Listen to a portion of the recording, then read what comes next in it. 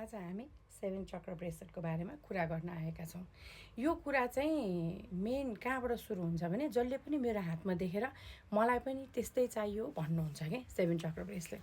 अब कुरा गर्नुपर्दा यो 7 चक्र ब्रेसलेटको मैले पनि मलाई यस्तो चाहियो भनेर छानेर चाहिँ मैले लिएको होइन। यो 7 चक्र ब्रेसलेट मैले धारण गर्दाखेरि मलाई 7 चक्र ब्रेसलेट चाहियो मैले भनेर भने जुन जस्तो मेरो हातमा आयो मैले त्यही लगाएँ। बिकज सिम्पली यो नेचुरल स्टोनमा बन्छ र कुनै दुईवटा ब्रेसलेट एकै जस्तो हुँदैन है।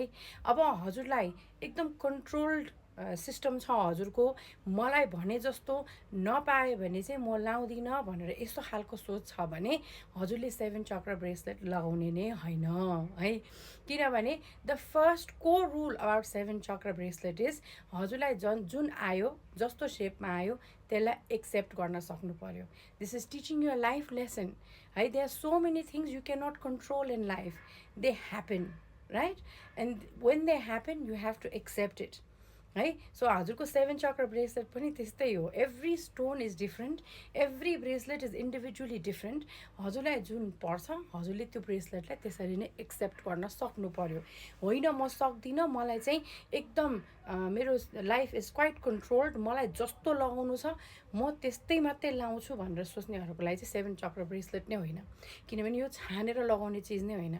मैले पनि जस्तो पाएको हो आफ्नो हातमा त्यस्तै लगाएको हो। म यस्तो लाउँछु भनेर बनाएर लगाएको ब्रेसलेट यो होइन है। सो म हजुरलाई फेरि पनि I would like to advise you, if you can accept only then 7 चक्र धारण गर्नु होला।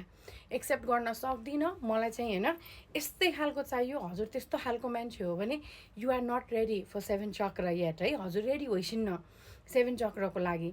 हजुर जहिले रेडी होइसिन्छ एक्सेप्ट गर्नलाई, when you are ready to accept, which is very important part of हुन्छ नि। यो चाहिँ मैले एउटा गहना मात्रै भनेर बेचेको होइन, it is a part of spirituality है। कतिजनाले चाहिँ तैँले अन्धविश्वास फैलाइस् भनेर पनि मेसेज पठाउनुहुन्छ अनि मलाई चाहिँ कमेन्ट पनि गर्नुहुन्छ। इट डजन्ट रियली बदर me because I have accepted that people will, अब पब्लिक प्लेटफर्ममा हामीले आएर केही बोलेपछि दुई बात त उताबाटै पनि आउँछ भनेर हामीले एक्सेप्ट गरेको कुरा हो, मैले एक्सेप्ट गरेको कुरा हो। लाइफमा हजुरको एक्सेप्टेन्स आइसकेपछि बल्ल 7 चक्र ब्रेसलेट धारण गर्नु होला। हजुर रेडी होइसिन्न भने टेक योर टाइम। यो ह्यान्डमेड हो, बनाउनलाई पनि समय लाग्छ। यतिजनाले अर्डर गर्न खोजिरहनु भएको छ, हामीले सबैलाई एकैचोटि दिन सकेका छैनौँ। एउटा एउटा स्टोन ह्यान्डमेड सेटिङ हो, यो सबै ह्यान्डमेड हो होइन, समय लाग्छ बन्नलाई। So if you are not ready for acceptance, if you are not ready to receive what you will get, then you are not ready yet for 7 chakra bracelet, very simply है। So हजुर एकदम तयार हुनुहुन्छ, हजुर ready हुनुहुन्छ 7 चक्रको लागि भने मात्र हजुरले 7 चक्र लिने। अब म रेडी कसरी छु भनेर म कसरी थाहा पाउने? एक्सेप्टेन्स, जे आउँछ म त्यसलाई नै एक्सेप्ट गर्छु।